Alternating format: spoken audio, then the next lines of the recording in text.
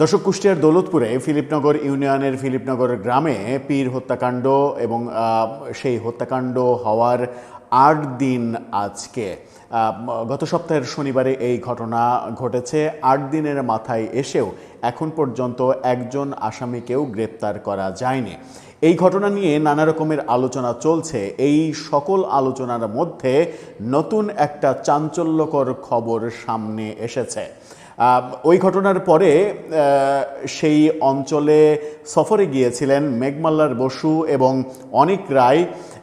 NPA, নতুন যে রাজনৈতিক প্ল্যাটফর্ম হয়েছে এনপিএ, সেই এনপিএর দুইজন নেতা তারা ওই অঞ্চলে সফরে গিয়েছিলেন।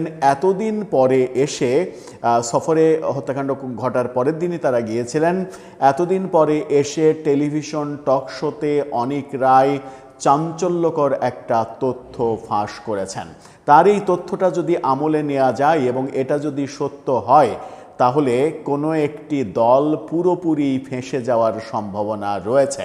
অনেকরাই মব নিয়ে যেমন কথা বলেছেন, বিগত সরকারের আমলের কথা বলেছেন, বর্তমান সরকার এবং বর্তমান সরকারের বলিষ্ঠ স্বরাষ্ট্রমন্ত্রী হিসেবে সালাউদ্দিন আহমেদকে যখন দায়িত্ব দেওয়া হলো সেই প্রেক্ষাপটে কথা বলেছেন এবং সমস্ত প্রেক্ষাপটে আলোচনা করার পরে তিনি বিস্ফোরক একটা তথ্য ফাঁস করেছেন, যেটা গত ৮ দিনে একটিবারের জন্যও কোথাও আলোচিত হয়নি।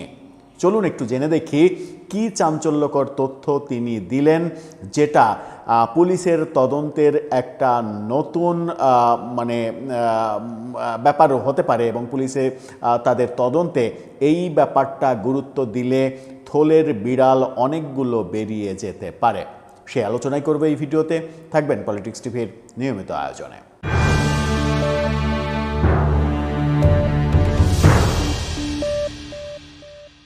দর্শক, কুষ্টিয়ার দৌলতপুরে ফিলিপনগর ইউনিয়নের ফিলিপনগর গ্রামে পীর শামীম রেজা হত্যাকাণ্ড নিয়ে এখনও আলোচনা চলছে। এরই মাঝে আমরা দেখেছি গতকালকে এলাকায় কুষ্টিয়া ওই অঞ্চলের সার্কেল এসপি, দৌলতপুর অঞ্চলের সার্কেল এসপি, তিনি ওই এলাকা সফরে গিয়েছেন এবং তিনি সাংবাদিকদের মুখোমুখি হয়েছিলেন। সাংবাদিকরা তাকে প্রশ্ন করেছিল যে 7 দিন হয়ে যাচ্ছে, এখন পর্যন্ত আসামিদের আপনারা গ্রেপ্তার করতে পারছেন না কেন কিংবা গ্রেপ্তার করছেন কেন? তিনি বলেছেন যে তাদের তদন্ত কাজ চলছে, তারা নাকি যাচাই বাছাই করছে যে কে আসামি না, এই যাচাই বাছাই নাকি করছে। একটা বিষয়ে পরিষ্কারভাবে আসামির নাম উল্লেখ করে মামলা হওয়ার পরেও পুলিশের কোনো ঊর্ধ্বতন কর্মকর্তা এই ধরনের বক্তব্য দিতে পারেন কি না, সেটা একটা বড় বিষয়। আসামিদের ধরে তাদের জিজ্ঞাসাবাদ করার পরিবর্তে পুলিশ নিজেদের মতো করে তদন্ত করছে, কে আসামি না, এগুলো ফাইলিং করছে, এগুলোর প্রোফাইলিং করছে, এই ধরনের বক্তব্য আমরা তার মুখ থেকে শুনেছি। ৮ দিন পার হয়ে যাচ্ছে, এখন পর্যন্ত একজন আসামিকেও না ধরতে পারার পেছনে পুলিশের গাফিলতি আছে কিনা সেটা চতুর্দিকে যখন আলোচিত হচ্ছে, তখন পুলিশের এই কর্মকর্তার এই ধরনের বক্তব্য নতুন করে সন্দেহ তৈরি করেছে যে এই ঘটনা পুলিশ ঘটনার ভেতরের ঘটনা উদ্ঘাটন করতে চায়, নাকি সময় ক্ষেপণ করে ঘটনাটা যেন মানুষ ভুলে যায় সেরকম প্রক্রিয়ার মধ্যে তারা রয়েছে। অনেকরাই এনপিএর নেটওয়ার্ক ফর পিপলস অ্যাকশন এনপিএর এই সংগঠক অনেকরাই যমুনা টেলিভিশনের সঙ্গে সাক্ষাৎকারে চমকপ্রদ কিছু কথা বলেছেন। তিনি বলেছেন যে প্রফেসর ইউনূসের আমলে মব হয়েছে, সেই মবের ঘটনাগুলো কখনো কখনো সরকারের পক্ষ থেকে, সরকারের যেহেতু প্রেস উইং ছিল, সেই প্রেস উইং সেগুলো বলেছে, তথ্য দিয়েছে, কখনো স্বীকার করেছে, কিন্তু তারা এর প্রতিকার করতে পারেনি। কারণ আমরা ধরে নিলাম যে অন্তর্বর্তী সরকারের সাংগঠনিক কাঠামো খুবই দুর্বল ছিল, তাদের এই মব ঠেকানোর মতো অ্যাবিলিটি ছিল না। কিন্তু নতুন সরকার ক্ষমতায় আসার পরে সালাউদ্দিন আহমেদকে যখন স্বরাষ্ট্র মন্ত্রণালয়ের দায়িত্ব দেওয়া হলো, বিএনপির সবথেকে কার্যকর নেতাকে যখন এই মন্ত্রণালয় দেওয়া হলো এবং তিনি যখন নিজে বললেন যে কোনো ধরনের কোনো মবের ঘটনাকে ঘটতে দেয়া হবে না, কিন্তু তারপরেও কুষ্টিয়ার এই ঘটনাটা কেন ঘটলো, কেন সরকার এই ব্যাপারে এখনো কোনো উদ্যোগ নিচ্ছে না, সেই প্রশ্ন তিনি তুলে তুলেছেন।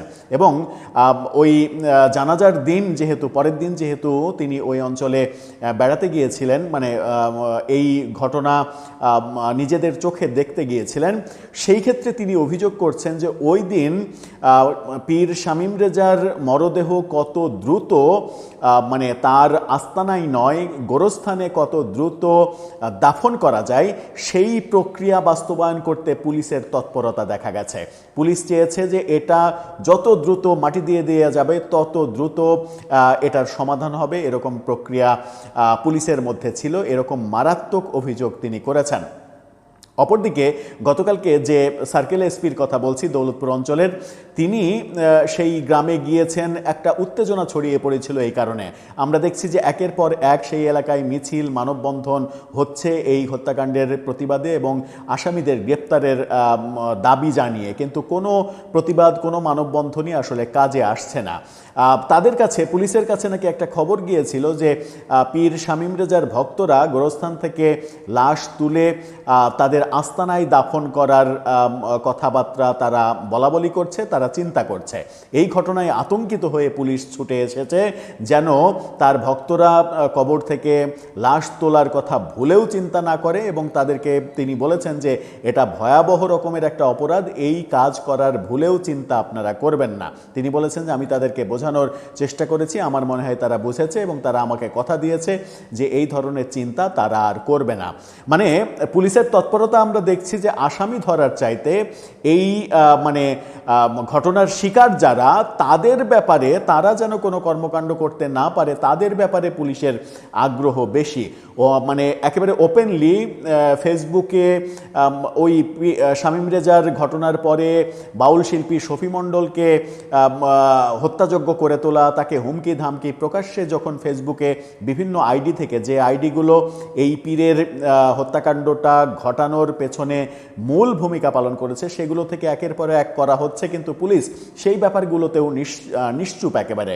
বাংলাদেশের অন্যতম জনপ্রিয় এবং লালনের এই মুহূর্তে সব থেকে জনপ্রিয় শিল্পীকে যখন প্রকাশ্যে হত্যাযোগ্য করে তোলা হচ্ছে, তার ব্যাপারে পুলিশের কোনো মানে পদক্ষেপ নেই। এগুলো যারা করছে তাদের মানে ওইটাই তো আলাদা একটা মামলা হতে পারে যে এই হুমকি ধামকির জন্য তাদেরকে গ্রেপ্তার করা এবং তাদেরকে রিমান্ডে নিয়ে মূল তথ্যটা বের করা। এরকম আলোচনা এবং এরকম পুলিশের গাফিলতির কথা যখন অনেকে বলছেন, তখন অনেকরাই দাবি করছেন ভয়াবহ একটা ব্যাপার। সেটা হচ্ছে তিনি এই প্রথমবারের মতো একটা ইনফরমেশন ওপেনলি গণমাধ্যমে বললেন যে এই পীর শামীমের আস্তানায় যেটা হয়েছে এবং তাকে যে মেরে ফেলা হয়েছে, এই ঘটনাটা গত 3 মাসের পরিকল্পনা নাকি। তিনি ওই এলাকায় বিভিন্ন জনের সঙ্গে কথা বলে এবং পীরের লোকদের সঙ্গে কথা বলে এটা নিশ্চিত হয়েছেন যে এই পরিকল্পনা গত 3 মাস ধরে চলছে। বিশেষ করে নির্বাচনের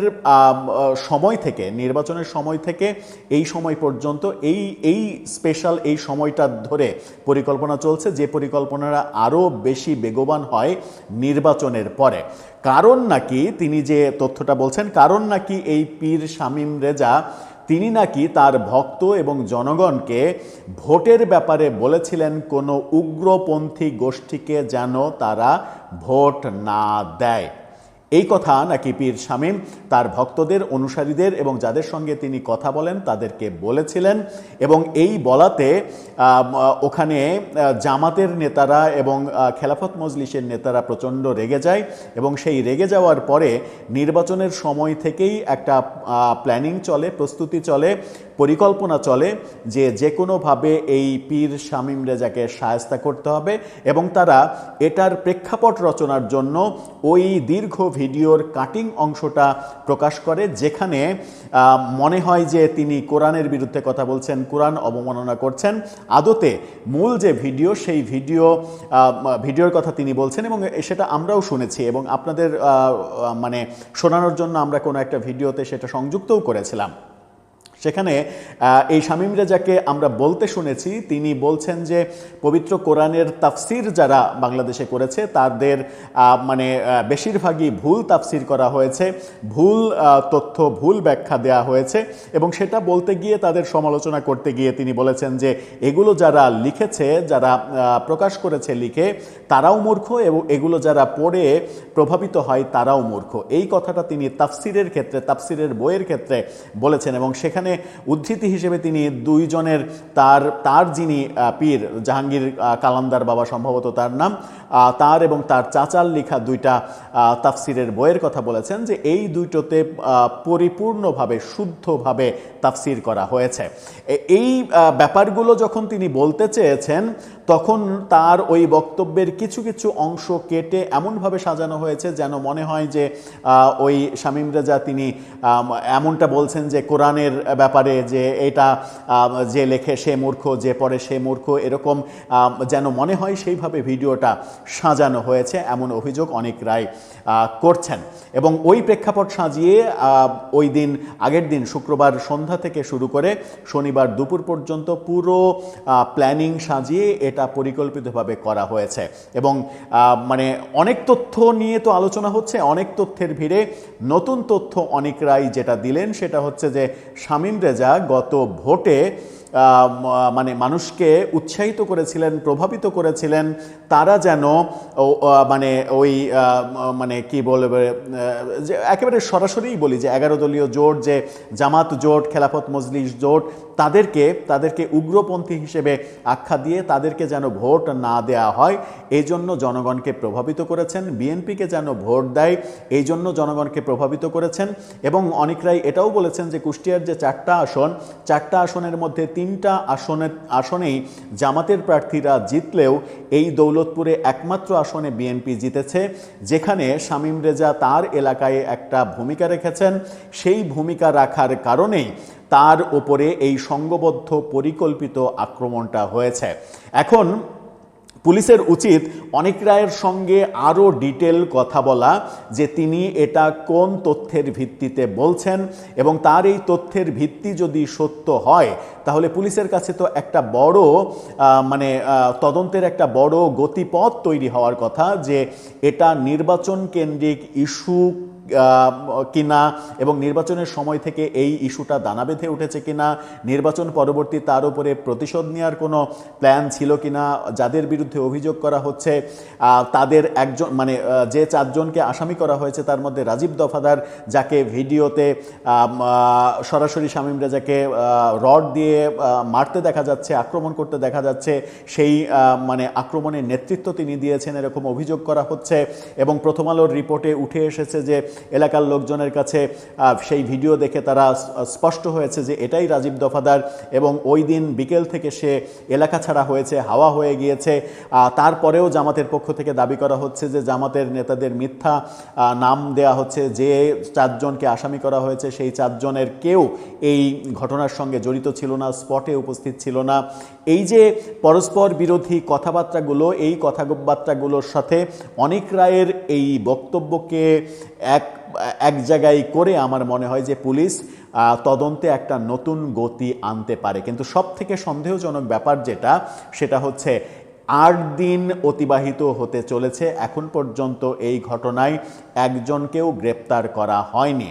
ধরে নেওয়া যাক যে এই ধর্ম অবমাননার বিষয় এটা যদি না হতো, যদি অন্য কোনো, এটা যদি রাজনৈতিক ঘটনা হতো, রাজনৈতিক হত্যাকাণ্ডের ঘটনা ঘটত, তাহলে কি পুলিশ 8 দিন অপেক্ষা করত?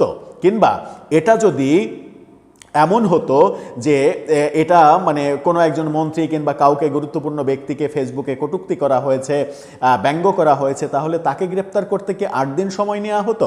এটা একটা বড় প্রশ্ন। আর একটা বড় প্রশ্ন অনেকরাই নিজে তুলেছেন, এবং এই প্রশ্নটা আমার মনেও জেগেছে, সেটা হচ্ছে যে এই ঘটনা যখন ঘটেছে তখন এবং এখন পর্যন্ত জাতীয় সংসদের কার্যক্রম চলছে, অথচ এত বড় একেবারে দেশ ওলটপালট করার মতো একটা ঘটনা ঘটলো, সারা দেশের মানুষ ফুঁসে উঠল। সামাজিক যোগাযোগ মাধ্যমে গত কয়েক বছরের মধ্যে এর চাইতে বেশি বিপ্লবী অবস্থান জনগণের যেটা দেখা যায়নি, সেই অবস্থান তৈরি হলো জনগণের। অথচ সংসদে যে 300 জন সংসদ সদস্য আছেন, হোক সেটা বিএনপির, হোক সেটা জামাতের, হোক সেটা এনসিপির, হোক সেটা স্বতন্ত্র, কেউ একজন সংসদ সদস্য এই ব্যাপারে কোনো পয়েন্ট অফ অর্ডারে কথা বলার চেষ্টা করলেন না, এই ব্যাপারে আলোচনা করার চেষ্টা করলেন না। যদি আপনি মানে তর্কের ছলে সরকারি দলকে দোষী করেন যে সরকার এটা নিয়ে আলোচনা করলো না, তাহলে বিরোধী দলের কাছে প্রশ্ন যে সরকারের গাফিলতি এখানে যদি থাকে, তাহলে এত এত বিষয় নিয়ে আপনারা সংসদে আওয়াজ তুলতে পারছেন, ওয়াকআউট করতে পারছেন, সংসদে প্ল্যাকার্ড দেখাতে পারছেন, মিছিল করতে পারছেন, অথচ এত বড় একটা জনগুরুত্বপূর্ণ সম্পন্ন ঘটনা ঘটল, একজন সংসদ সদস্যও এই ব্যাপারটা সংসদে তুললেন না, আলোচনা করলেন না এবং এর বিহিত চাইলেন না। তার মানে কি সংসদ সদস্যরাও চাইছেন এই ধরনের ঘটনা ঘটুক এবং নীরবে নিভৃতে এটা মানুষ একদিন ভুলে যাক, যেন এটার আর বিহিত না হয়? সেই প্রশ্ন কিন্তু উঠে যাবে। দর্শক, আপনার ভাবনা কি এ ব্যাপারে জানিয়ে লিখতে পারেন আমাদের কমেন্ট বক্সে।